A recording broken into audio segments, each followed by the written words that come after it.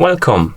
In front of me I have Huawei Watch 4 active and I'm gonna show you how to force restart this watch. To force restart this watch, simply press and hold the crown button and keep holding it for about 10 to 15 seconds. Basically we need to keep holding the button until the screen turns off, and then the watch will vibrate, and once it vibrates we can release the button and wait until it's done rebooting. So let's press and hold the crown button, keep holding it for 10 to 15 seconds.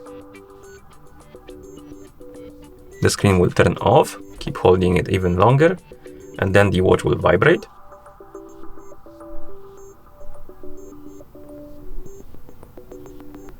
Like now, and once it vibrates you can release the button.